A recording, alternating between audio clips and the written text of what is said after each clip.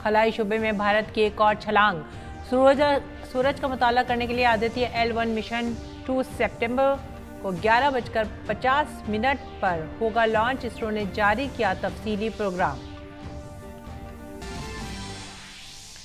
मुल्क भर में 45 मकामात पर रोजगार मेला। वजीर आजम ने वीडियो कॉन्फ्रेंस के जरिए 51,000 नई तकर्रुरी याफ्ता एहलकारों में तकर्रुरी नामे की तकसीम।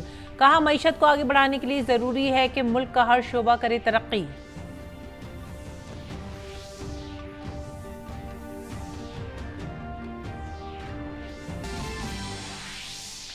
माली शमूलियत के लिए शुरू की गई प्रधानमंत्री जनधन योजना के 9 साल मुकम्मल होने पर वजीर आजम मोदी ने कहा, जनधन योजना ने देहातों और गरीबों को माशी तौर पर बाइख्तियार बनाने के साथ साथ रोजगार पैदा करने में अदा किया बहुत बड़ा किरदार।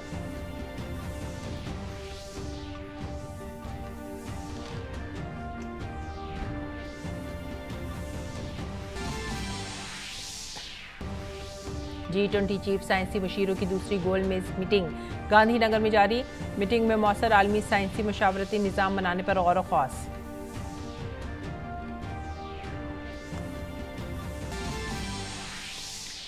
सावन के महीने का आखिरी सोमवार आज मुल्क भर के मंदिरों में अकीदतमंदों का भारी हुजूम। अकीदतमंद भोलेनाथ का कर रहे हैं जलाभिषेक।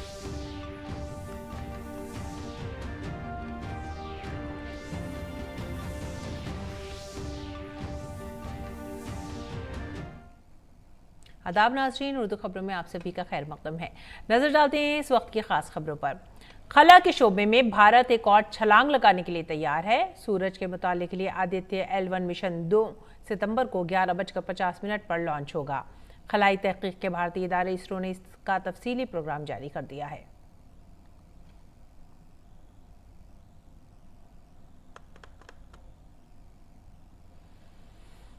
और वज़ीर आज़म नरेंद्र मोदी ने आज वीडियो कॉन्फ्रेंस के जरिए 51,000 से ज़्यादा नए भर्ती होने वाले एहलकारों को तकर्रुरी नामे तकसीम किए।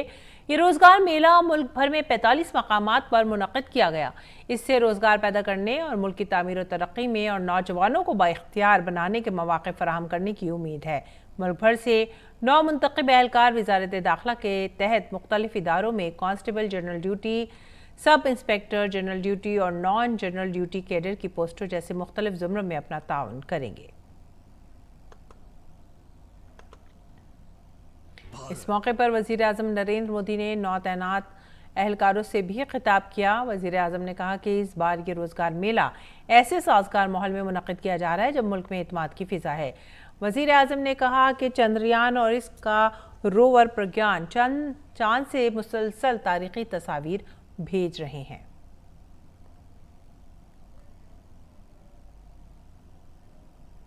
इस बार रोजगार मेला का ये आयोजन एक ऐसे माहौल में हो रहा है जब देश गर्व और आत्मविश्वास से भरा हुआ है। हमारा चंद्रयान और उसका रोवर प्रज्ञान लगातार चंद्रमा से ऐतिहासिक तस्वीरें भेज रहा है। गर्व से भरे इस क्षण और ऐसे समय में आप अपने जीवन की सबसे महत्वपूर्ण यात्रा शुरू करने जा रहे हैं। वज़ीर आज़म ने कहा कि गुज़िश्ता चंद सालों में हमने नीम फौजी दस्तों की भर्ती के अमल में बहुत बड़ी तब्दीलियां की हैं। बीते कुछ वर्षों में अर्धसैनिक बलों की भर्ती प्रक्रिया में हमने कई बड़े बदलाव किए हैं। आवेदन से लेकर चयन तक की प्रक्रिया में तेजी लाई गई है। अर्धसैनिक बलों में भर्ती के लिए होने वाली परीक्षा अब 13 स्थानीय भाषाओं में भी कराई जा रही है। पहली ऐसी परीक्षा में सिर्फ हिंदी या अंग्रेजी चुनने का ही विकल्प होता था।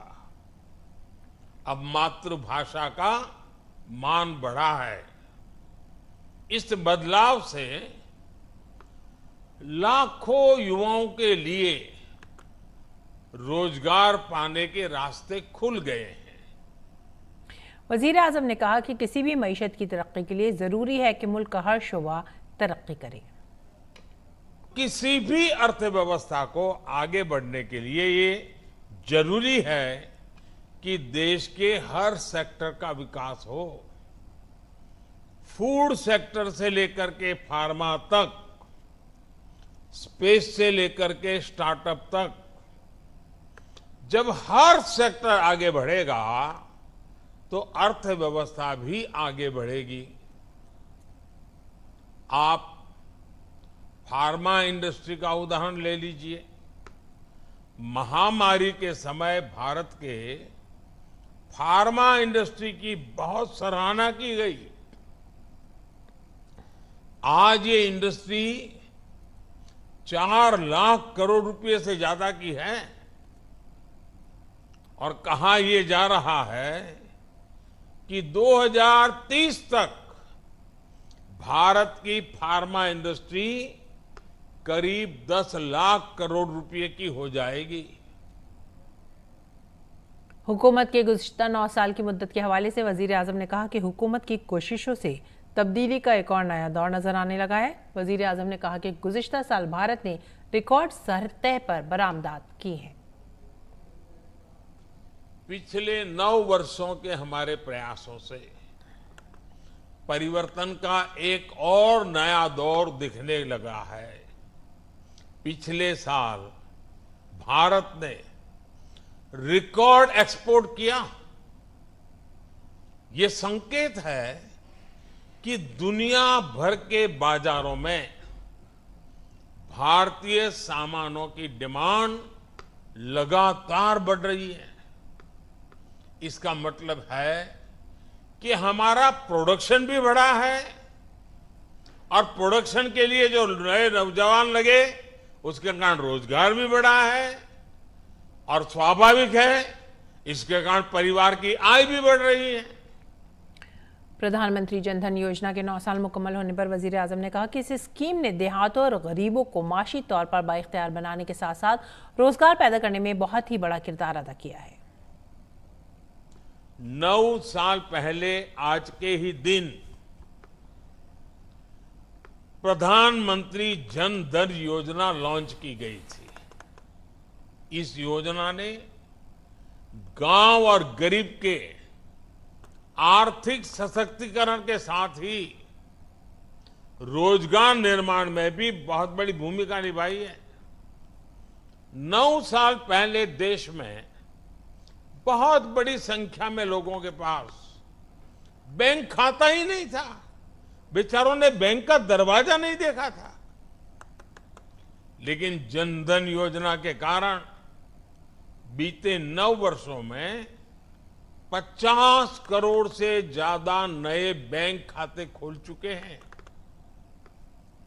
इस योजना से गांव गरीब तक सरकारी लाभ सीधे पहुंचाने में तो मदद मिली ही है और साथ ही महिलाओं, दलितों, पिछड़ों, आदिवासियों के रोजगार और स्वरोजगार को इससे बहुत बल मिला है। मुल्क भर में रोजगार मेलों का इनेकाद किया जा रहा है। इसी सिलसिले में नई दिल्ली के नेशनल मीडिया सेंटर में नए तैनात होने वाले मुलाजमीन को तकर्रुरी लेटर तकसीम किए गए। इस मौके पर मरकजी वज़रा डॉक्टर जितेंद्र सिंह, मीनाक्षी लेखी और अनुप्रिया पटेल ने नौ तैनात मुलाजमीन को मुबारकबाद दी और उनके रोशन मुस्तकबिल की ख्वाहिश की। इस मौके पर 9 मुंतखब एहलकारों ने वज़ीर आज़म मोदी का शुक्रिया भी अदा किया। मेरा चयन एसएससी सब इंस्पेक्टर सीआरपीएफ में हुआ है और मैं बहुत अपने आप को प्राउड फील कर रहा हूँ कि इस मौके पर मैं प्रेजेंट हुआ हूँ। चयन सब इंस्पेक्टर के पद पर हुआ है सीआरपीएफ में और इस रोजगार मेले के तहत मैं मोदी जी का दिल से धन्यवाद करना चाहता हूँ ताकि हम जैसे युवाओं को उन्होंने आगे बढ़ने का मौका दिया और मैं अपनी सेवाएं इसमें आगे निरंतर पद पे चयन हुआ हूँ सीआरपीएफ, और मैं श्री नरेंद्र मोदी जी का दिल से धन्यवाद देता हूँ। मैं शुभकामनाएं। जय हिंद, जय भारत। मेरा चयन सीआरपीएफ में सब इंस्पेक्टर के पद पर हुआ है। ये बहुत ज़्यादा अप्रिशिएटिव है, क्योंकि इस साल जितनी वैकेंसी निकली है ना, मतलब उन्होंने बहुत अच्छा किया एक तरीके से। इस साल जितनी वैकेंसी निकली है, जितने लोगों को रोज़गार मिला है, ये काफ़ी सराहनीय है। उन्होंने मतलब बहुत अच्छा, जितने भी बेरोज़गार लोग थे ना, उन सबको रोज़गार मिल के ना बहुत ज़्यादा अच्छा लगा। मैं क्या, मेरे पास शब्द नहीं है उनके लिए कहने के लिए। और आज पटना में रोजगार मेले के तहत मुंतखब उम्मीदवारों को तकर्रुरी नामे तकसीम किए गए। इस मौके पर मरकजी वजीर अश्विनी चौबे ने रोजगार हासिल करने वाले नौजवानों को मुस्तकबिल के लिए नई ख्वाहिशात दी।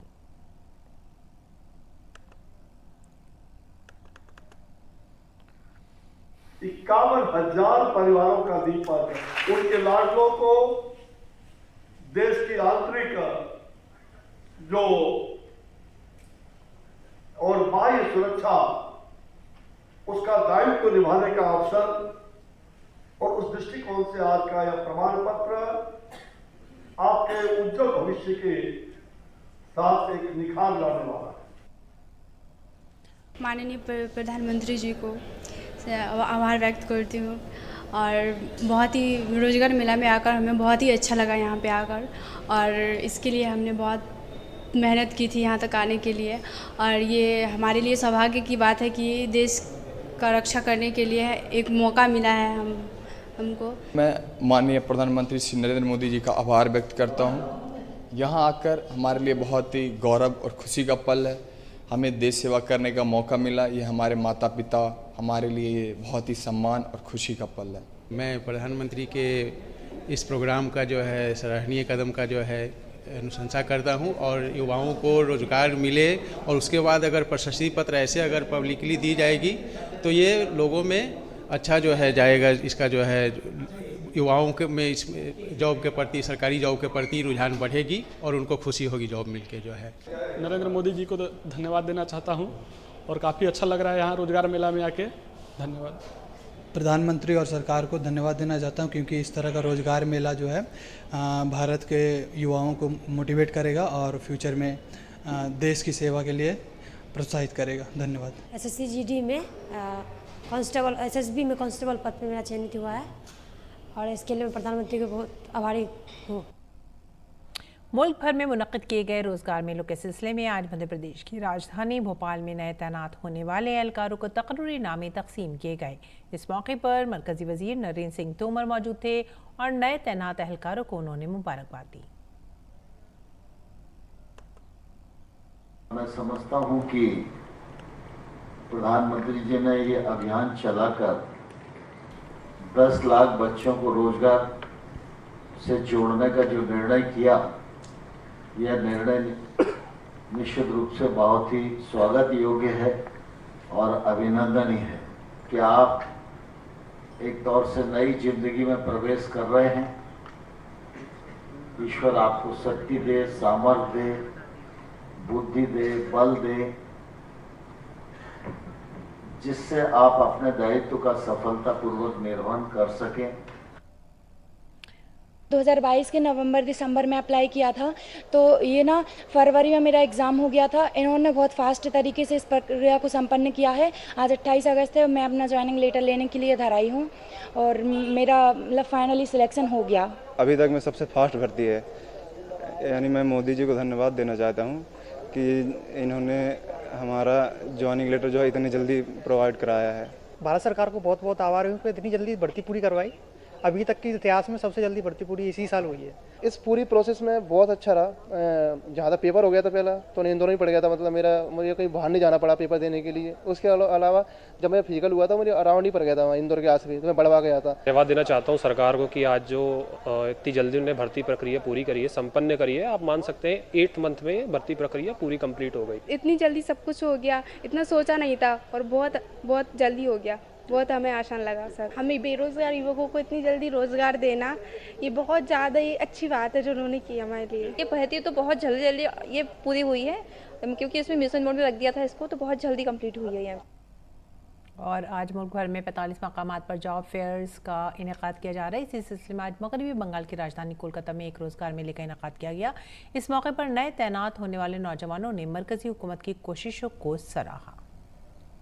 असम राइफल में मिला सेवा करने का अवसर मिला है और मैं स्टाफ सिलेक्शन कमिश्नर की तरफ से सिलेक्टेड होकर असम राइफल में मुझे सेवा करने का मौका मिला है। मेरा नाम कुंदन शर्मा है और मैं बहुत खुश हूँ क्योंकि मुझे 2023 में 2 साल से मैं प्रयास कर रहा था बट नहीं हो पा रहा था।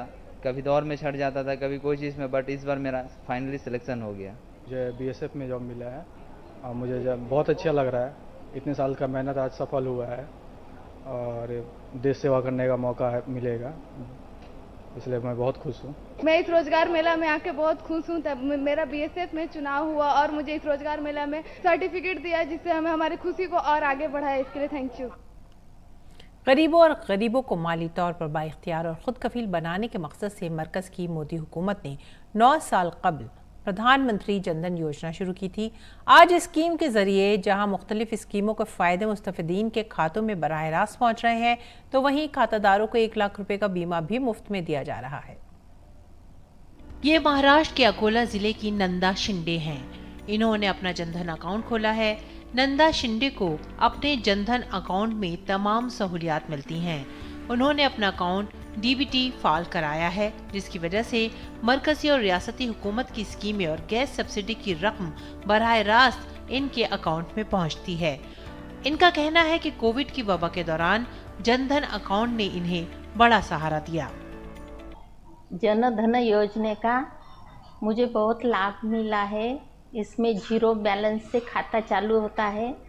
कोरोना काल में ये योजना में 500 रुपये मिले थे और उज्ज्वला गैस भी मिला। इस योजना से बहुत लाभ हुआ और बैंक में सब लेडीज़ का सम्मान होता है।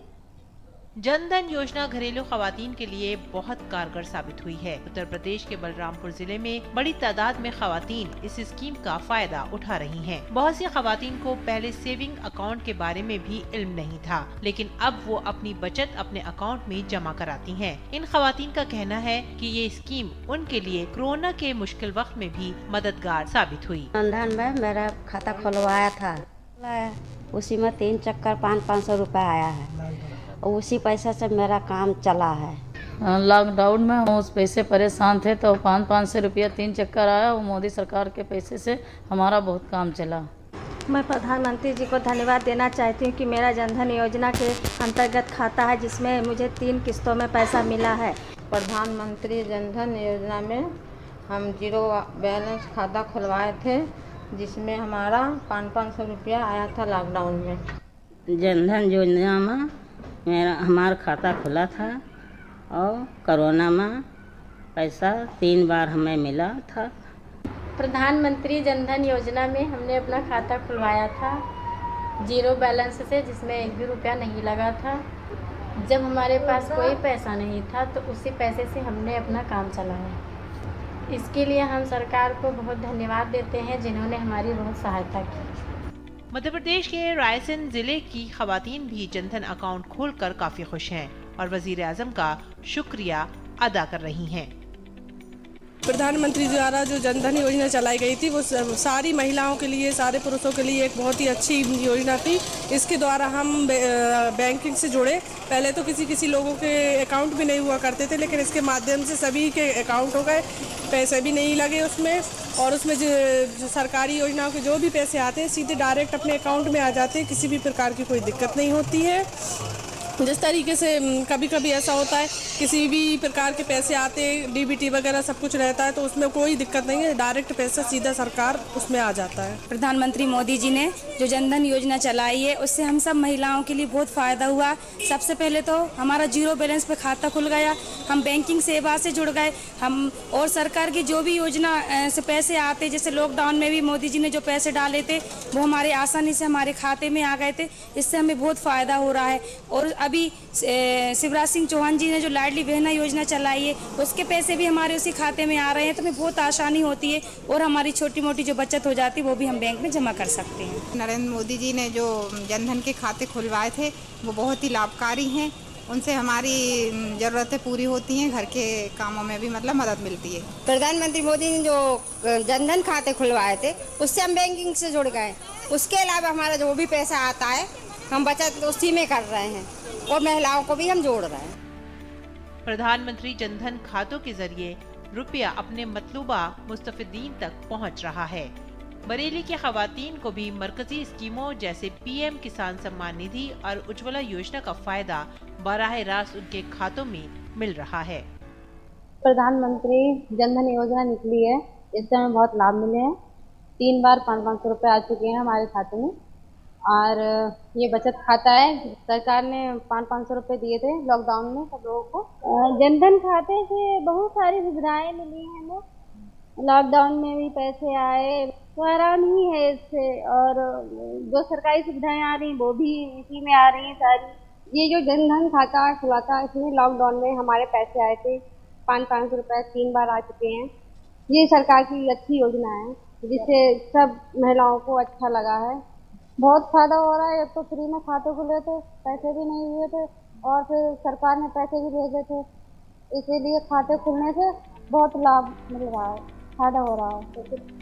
प्रधानमंत्री जनधन योजना माली शमूलियत की अब तक की सबसे बड़ी स्कीम है, जहां एक तरफ पसमानदा तबका इससे मुस्तफीद हो रहा है, वहीं दूसरी तरफ खवातीन को बाइख्तियार बनाने का एक नया बाब भी लिखा जा रहा है। Bureau report TT news.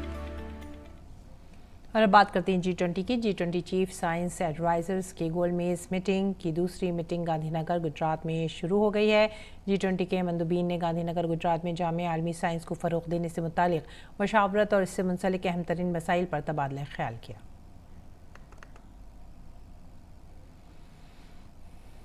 G20 chief साइंसी मुशीरों की गोल मेज कॉन्फ्रेंस की इस मीटिंग में G20 ममालिक और मदू ममालिक के साइंसी मुशीर, साइंसदान और मुहक्किकीन और शिरकत कर रहे हैं। कॉन्फ्रेंस के दौरान 4 सेशन मुनक़्क़िद किए जा रहे हैं।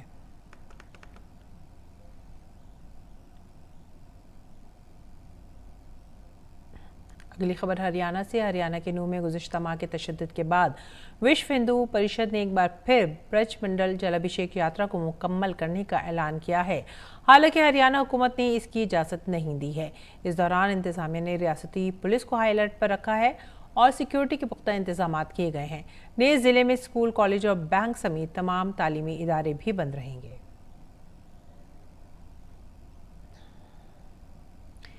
इस समय हम नूह के तरफ जाने वाले रास्ते पर खड़े हैं और ये गुड़गांव का रायपुर डिस्ट्रिक्ट है और यहाँ से ही 20 किलोमीटर आगे नूह की तरफ हम बढ़ेंगे, जहाँ पे नल्हार टेम्पल है, जहाँ पर आज जलाभिषेक के लिए एक बार फिर से यात्रा निकालने की परमिशन मांगी गई थी, लेकिन सरकार ने अभी परमिशन नहीं दी है। ऐसे में इस रास्ते से गुजर करके जाने वाले हर व्यक्ति को जो नूह की तरफ जाना चाहता है उसको रोका जा रहा है। आप देखिए जगह जगह पुलिस की बैरिकेडिंग हो रखी है।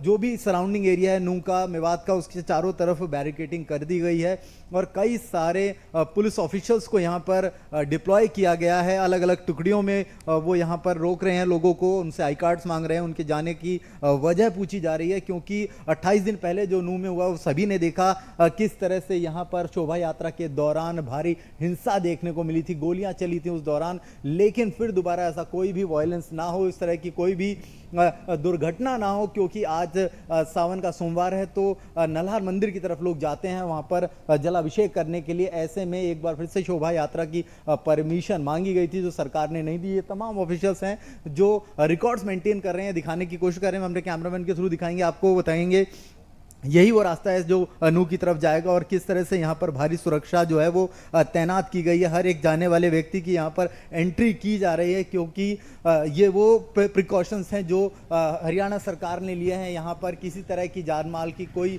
यहाँ पर फिर से हानि ना हो। ये देखिए तमाम लोगों को यहाँ से वापस लौटाया जा रहा है जिनका कोई काम नहीं है या जो किसी वही वजह से यहाँ जा रहे हैं, उनको यहाँ नहीं आने दिया जा रहा है। इंटरनेट की सेवाएं इसके आसपास के इलाकों में फिलहाल बंद कर दी गई हैं। जब तक स्थिति फिर से सामान्य नहीं होती उनको दोबारा चालू नहीं किया जाएगा। ऐसे में वो तमाम जो एहतियाती कदम है वो लिए जा रहे हैं और ये वो तमाम सड़कें हैं, देखिए यहाँ पर धारा 144 लागू है, तमाम चीज़ें हैं, दुकानें हैं, वो सब बंद कर दी गई हैं।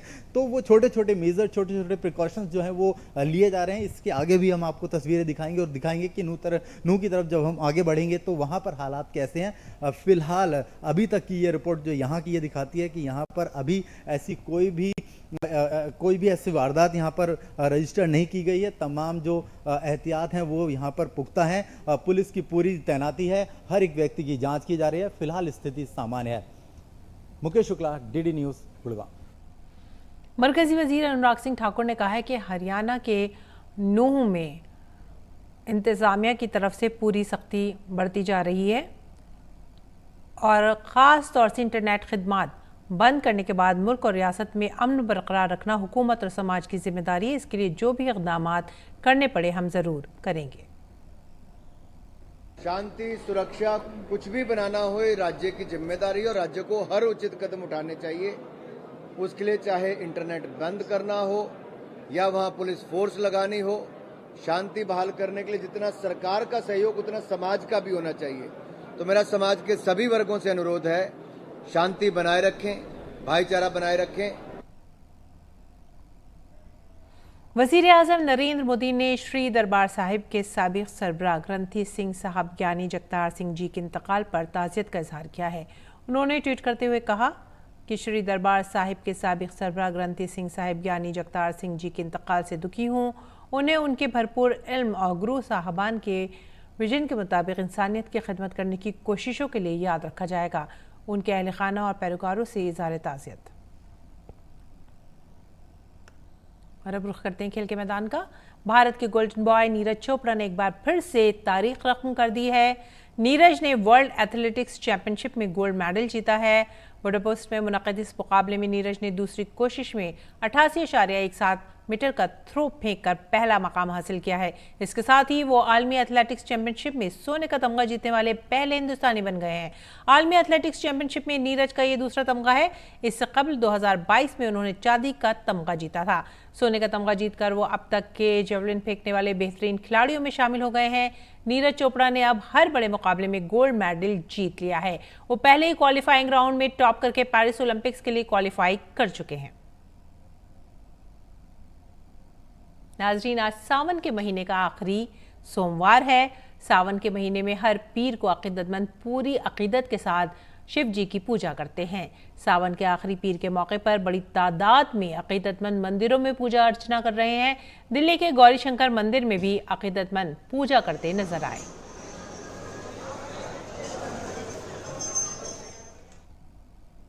इसके अलावा उत्तर प्रदेश के गोरखपुर के मंदिरों में भी शिव भक्तों की भारी भीड़ लगी हुई है।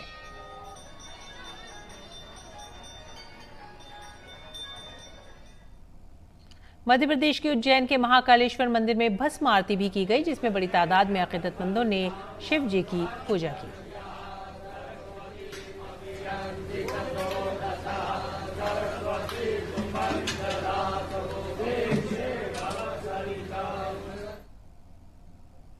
और इसी के साथ ही अब आप हमारी पूरी टीम को दीजिए इजाजत। आदाब।